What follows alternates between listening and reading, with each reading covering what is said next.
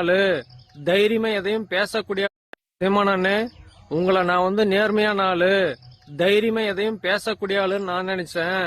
இப்பதான் ஊருக்குள்ள பேசிக்கினாங்க. நீங்க பெரிய இடத்துக்கு போய் பெரிய பொட்டி வாங்கினதுக்கு அப்புறம் உங்ககிட்ட நேர்மையும் இல்ல, நீங்க எதிர்க்கட்சியை பார்த்து கேள்வி கேட்கறதும் இல்லன்னு பேசிக்கினாங்க. நீங்க ஏன்னா எப்ப பாரு தளபதி தளபதி தலைவலி தலைவலின்னே பேசுறீங்க? அந்த டெல்டா மாவட்டம் பக்கமெல்லாம் போய் பாருங்க. விவசாயிங்கெல்லாம் நெல் கதிர் வயலே அழுவுதுன்னு சொல்லி அழுகுறாங்க. இன்னொரு பக்கம் அறுவடை பண்ண நெல் புறம் மூட்டையிலேயே முளைச்சிருச்சுன்னு ஒரு பக்கம் அழுகுறாங்க. அந்த குமாரபாளையம் எக்ஸல் காலேஜ் பக்கம் போய் பாருங்க. 400 மாணவர்கள் வாந்தி பேதி மயக்கம்னு சொல்லி ஹாஸ்பிட்டல் இருக்கிறாங்களாம். 13 மாணவர்கள் வேற இறந்து போயிட்டாங்கன்னு வேற பேசிக்கிறாங்க. நீங்க என்ன அதை பத்தி எல்லாம் பேசவே மாட்டேங்கிறீங்க? பொட்டி வாங்கிட்டீங்களா? எப்ப பாரு டிவிக்கே தளபதி பத்தியே பேசுறீங்களே. அவர் தான் சொல்லிட்டாரு, சிங்கம் எவ்வளவு பசியா இருந்தாலும் அழுகி போனதா கெட்டு போனதெல்லாம் சாப்பிடாதுன்னு சொல்லி.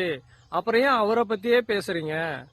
சீமானண்ணே, உங்களை நான் நேர்மையா